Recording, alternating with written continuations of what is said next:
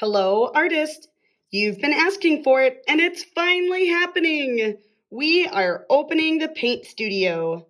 This video will give directions on how to use and share the studio so that everyone can be successful. In this studio, you can paint your own ideas.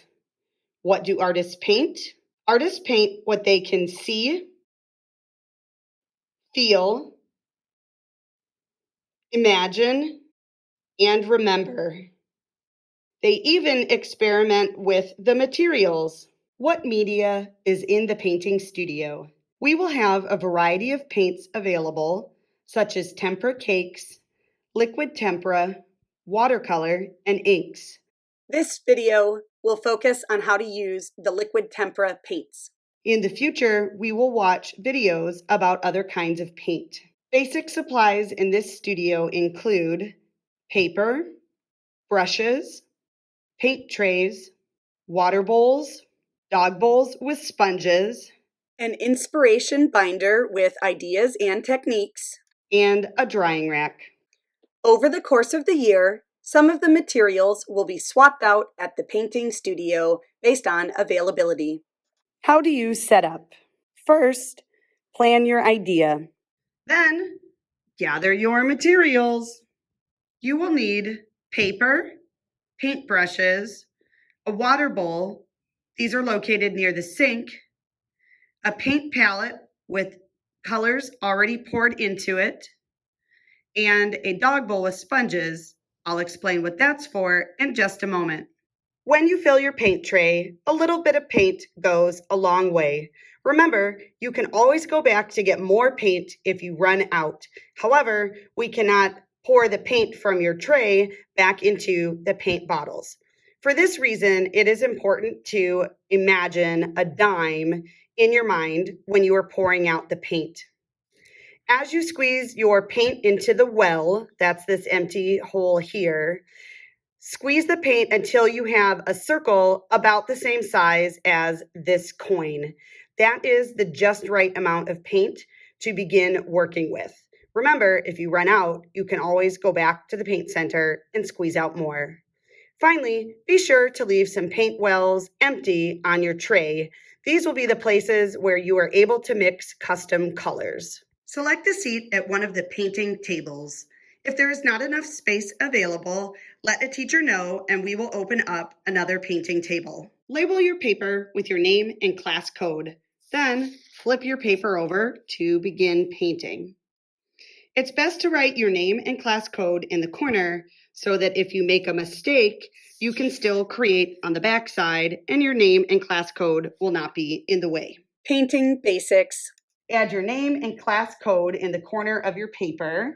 Then turn this over. Some artists like to sketch out their idea first. Others like to jump right in with the paint. Choose whatever method feels right for you. I'm working with 3 different paintbrush sizes. I recommend a large, a medium, and a small so that you can easily paint all areas of your artwork. Dip your brush into a color and apply this color to your paper. It's best to work with brush strokes that go side to side or up and down. You are painting correctly if all of the bristles on your brush are staying in the same direction. If your paintbrush starts to do this, this is what we call a bad hair day, and it is an incorrect way to paint because it will damage the paintbrush. If your paintbrush is having a bad hair day, simply re-wet the brush and try again. You can create and mix new colors in an empty paint well. Dip your brush into the color you want to add, then add a little bit of the second color to the empty paint well.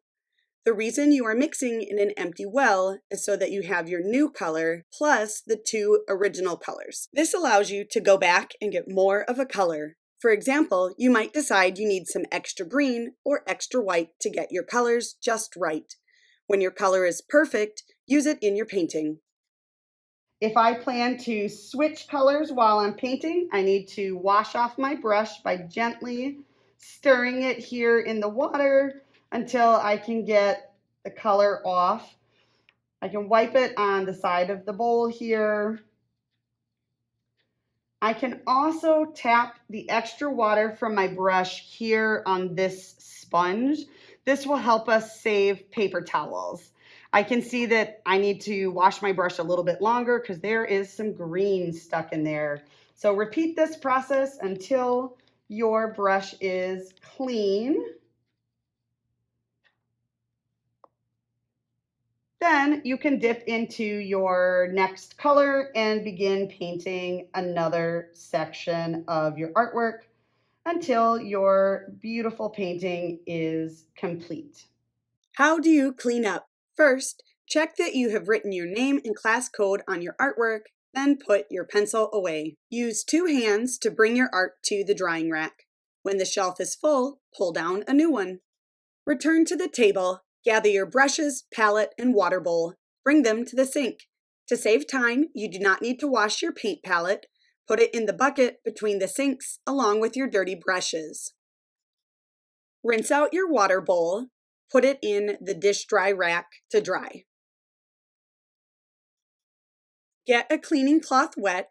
Squeeze it out so that you do not drip water all the way back to your table. Wipe the table only where you see paint. You do not have to wash the whole table. Take the cloth back to the sink, rinse it out, and return it to the bucket between the sinks. Don't forget to return to your home base table.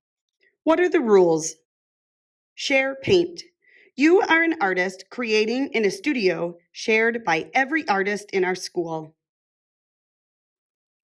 Paint only goes on paper. Never paint on yourself, your neighbor, or the tabletop. Take care of the materials. Use the materials correctly and gently so that you do not break or damage brushes, tempera cakes, or other materials in the painting studio. Use caution at the sink. Turn on water slowly. Do not splash and play at the sink. Because we are working with wet media, spills and accidents happen. Please clean up any spills right away so that the studio space is clean and safe for others. For big spills, you can ask a teacher to help. Thanks for watching. We can't wait to see what you create.